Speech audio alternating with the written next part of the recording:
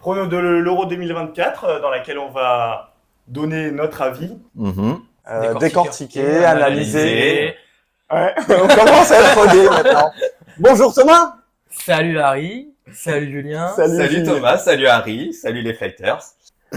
L'Euro, c'est synonyme de début de l'été, apéro avec les copains en regardant les matchs, rosé, foot, fiesta, copains. J'arrive jamais à le dire. Groupe A. Groupe A. Comme Harry, sans H. Exactement. Groupe A comme Allemagne. Groupe A comme Allemagne parce que l'Allemagne sera accompagnée dans ce premier groupe de la Suisse, de la Hongrie et de l'Écosse. Oui. Bon, on passe au groupe suivant déjà. Ouais, bon, pas besoin de... Non. Bon, on prend son premier du groupe, Allemagne. Oui, je pense qu'on est d'accord. Carton plein. Facile, 9 sur 9, ouais, je pense. Hein. Oui.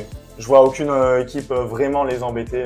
Dernière victoire à l'Euro de l'Allemagne en 1996, donc ça commence à dater. T'as bossé. J'ai un peu bossé. Et en tout cas, on est tous d'accord pour dire que ce sera la Suisse en deuxième de ce groupe. Oui. Troisième place, ça jouerait entre la Écosse. Ça commence. On va recommencer. Vas-y, il n'y a pas de souci. Parce que j'ai de ma voix. Et la Hongrie. Moi, je verrais plus la Hongrie. Et moi, plus l'Écosse. Ouais. T'as 4-5 joueurs de Première Ligue, des joueurs de Championship, t'as l'attaquant du Celtic Glasgow. Après, c'est vrai que c'est pas une liste qui fait rêver. Je te l'accorde, mais bon, est-ce que la Hongrie te fait rêver? À part Budapest. Ouais. Bah, c'est déjà pas mal. Groupe suivant, groupe B comme... Boulanger qui commente toutes nos vidéos qui sont géniales. Petit groupe de la Muerte, hein. Ouais. Petit groupe de la Muerte pour les Albanais. Muertos. Ou est-ce que ça serait pas le groupe du Flight Football Club avec l'Espagne, Pisa, Italie, Parma. À vous d'en déduire notre prochaine destination. Coucou Sylvain. C'est une équipe maintenant qui est habituée du dernier carré, toujours présente, hein, elle sera jamais la Croatie. Mais je revoyais la sélection là, elle est quand même vieillissante, elle est sur la fin. Les Brozovic, Modric, voilà, c'est toujours des monstres. Mais je trouve qu'elle a un manque de renouvellement dans toutes les lignes. Et c'est tout l'inverse de l'Espagne qui, au contraire, a une génération une cure de jouvence, ouais. Ouais, cure de jouvence, génération plus jeune, avec des joueurs qui commencent à éclore et... Ouais, mais tout en ayant des cadres, c'est ça, il y a des Carvajal, des Nacho, des Morata pour entourer la jeunesse, Fermin, Alex Garcia, enfin, Kubarsi, tout ça. Après, il y a aussi l'Italie qui a loupé la dernière Coupe du Monde. On va voir ce que ça donne. Bon, toi, Harry, on sait que t'aimes pas l'Italie.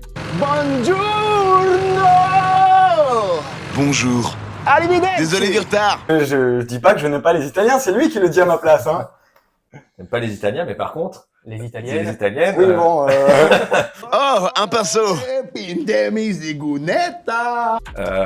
Moi, l'Albanie, ça me fait penser à Tekken.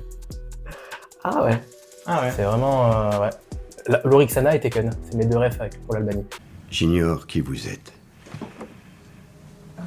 J'ignore ce que vous voulez. Tu vois qui est en tête de ce groupe? L'Espagne. Ensuite, voilà, j'ai évoqué un petit peu la vieillesse de l'équipe croate, mais justement, je la vois quand même terminer deuxième, devant l'Italie, qui aura peut-être le même nombre de points. Ça va certainement se jouer au goal average ou voilà, ou à un point ou au goal average. Je suis d'accord avec toi, Thomas. Je vois l'Espagne finir premier de son groupe. Et derrière, c'est vrai que j'ai un doute entre l'Italie et la Croatie. Je vais partir un peu sur le même raisonnement que toi. Je suis d'accord avec vous. Espagne 1, Croatie 2, Italie 3. Albanie 4. Bah oui, Albanie 4 du coup. Forcément. Ouais. Et groupe C donc. Groupe C avec la Slovénie, la Serbie, le Danemark et l'Angleterre. L'Angleterre qui, selon moi, est l'un, si ce n'est le favori de cette compétition.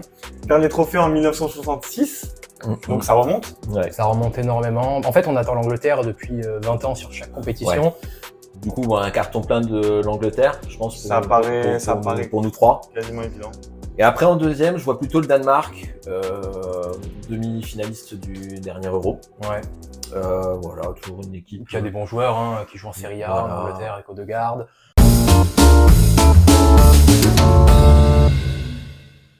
Et c'est vrai qu'à côté de ça, la Serbie, la Slovénie, ça fait quand même un peu moins rêver. Il y a des joueurs, des joueurs de talent qui se démarquent aussi. Tadic, Ouais, Tadic. Ouais. Mitrovic. Ouais, non, la Serbie a toujours eu des bons joueurs. Hein. C'est un pays où beaucoup de bons joueurs sont formés, se révèlent. Mais c'est toujours pareil, une équipe un peu irrégulière. Voilà. C'est ça. C'est un peu le problème de la Serbie, quoi. En Coupe du Monde, ils peuvent perdre contre le Cameroun et battre le Brésil. Donc, Voilà, t'as tout résumé.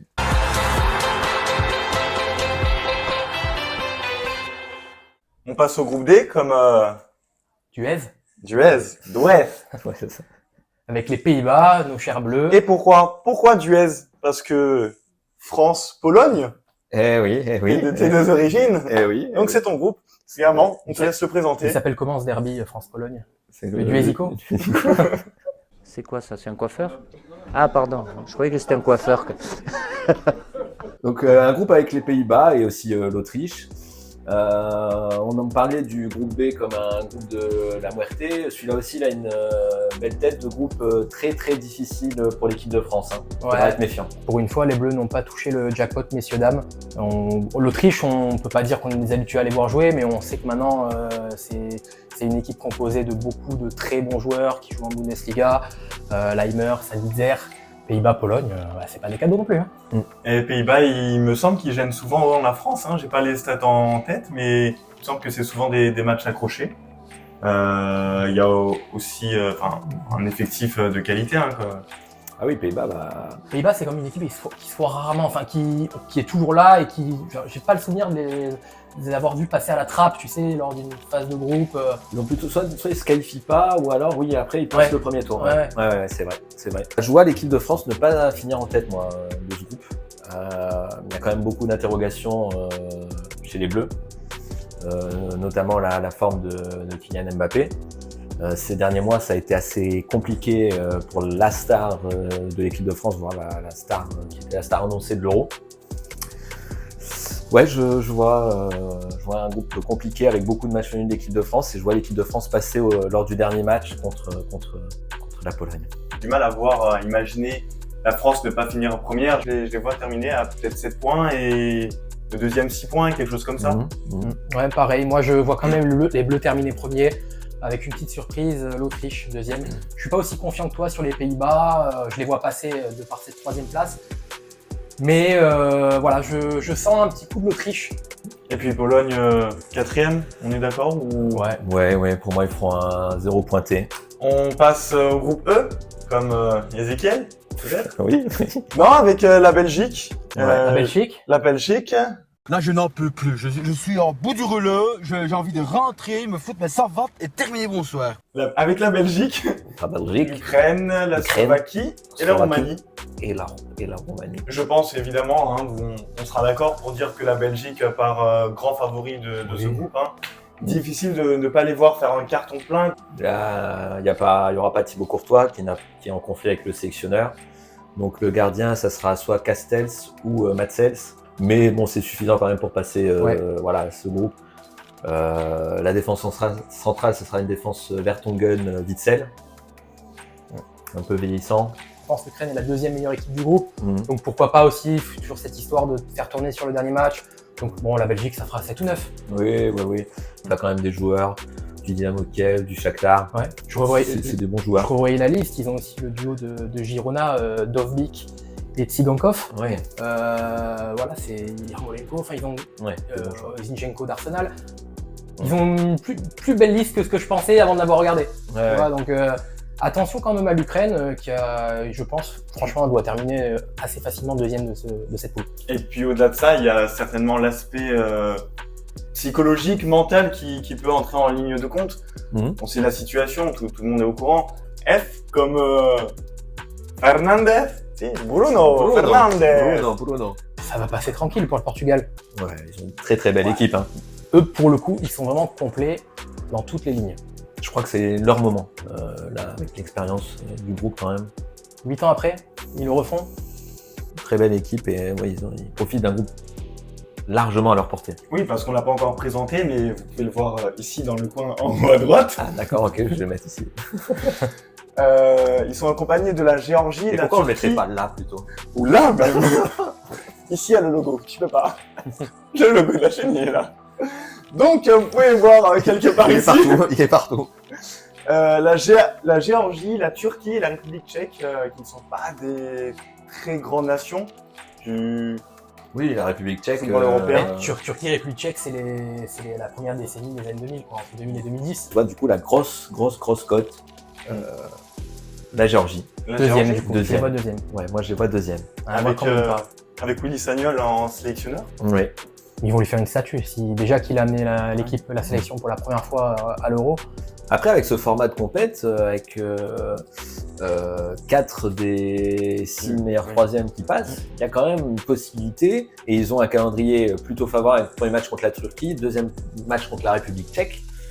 Donc, c'est pas impossible. C'est des confrontations directes d'entrée. Ils ont leur bateau à jouer. Je les vois terminer troisième. Je vois quand même. Je me dis que la Turquie, là, ils ont quand même des bons joueurs. Il y a Denis Singdav de Stuttgart qui a mis beaucoup de buts en Bundesliga.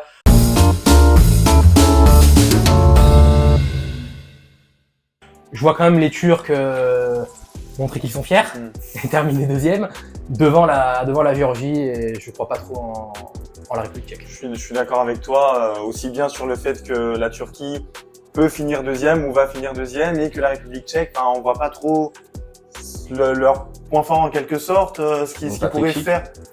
C'est tout. Ouais, ce qui pourrait faire qu'ils finissent troisième, même troisième, et encore derrière finir meilleur troisième, ça me paraît beaucoup trop compliqué.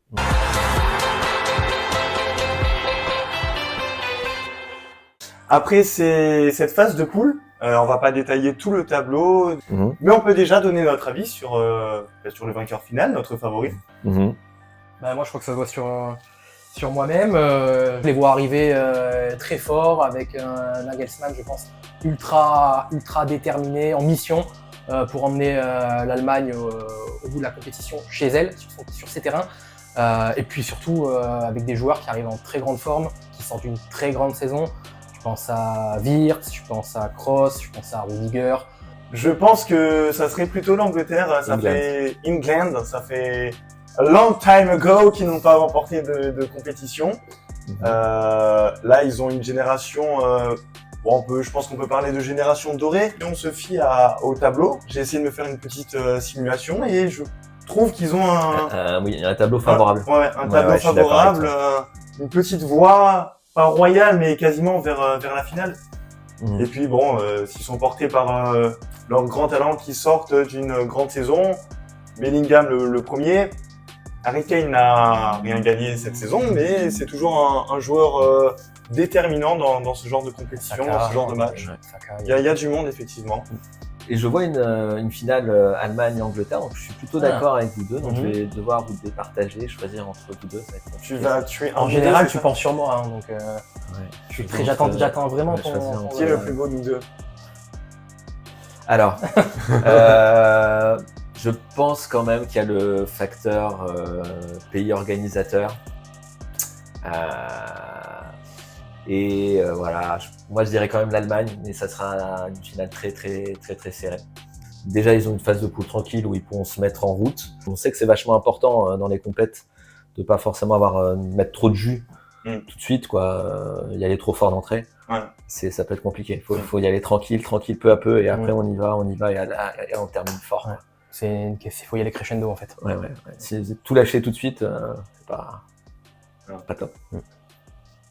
Et donc, l'équipe de France, on pourrait en parler. Quelle compète on voit pour notre équipe? Une compète qui irait jusqu'en demi-finale, quand même. J'ai du mal à voir les Bleus passer à la trappe avant. Pareil, il n'y a pas forcément un calendrier ultra compliqué, je trouve, jusqu'à la demi.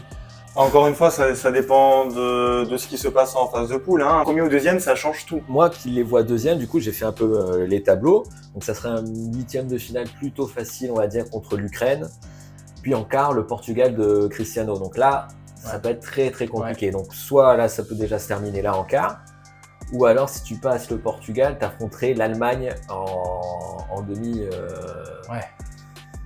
Et si tu termines premier, tu joues qui? Et si tu termines premier, en huitième, le deuxième du groupe du Portugal, donc la Turquie ou la Géorgie. Et derrière, c'est pas Belgique ou Italie, il me semble. Belgique ou Italie, donc c'est des équipes. Potentiellement, il y a quoi qu'il arrive des quarts quand même. Oui, mais après c'est normal. Belgique ou Italie, pour moi, c'est beaucoup plus simple que d'affronter le Portugal. Je suis d'accord avec toi. Ouais. Mais je suis d'accord aussi avec toi sur le fait. C'est vrai que je les vois aussi sortir en quart, peut-être plus qu'en demi. Au bout d'un moment, c'est vrai qu'il y a beaucoup d'interrogations, il y a des blessés.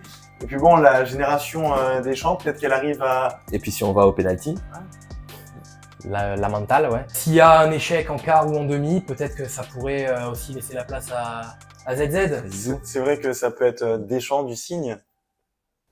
Le chant du cygne. Deschamps. Top, c'est Super. top, c'est top. Incroyable. J'espère que vous avez apprécié. Ouais, ouais, ouais.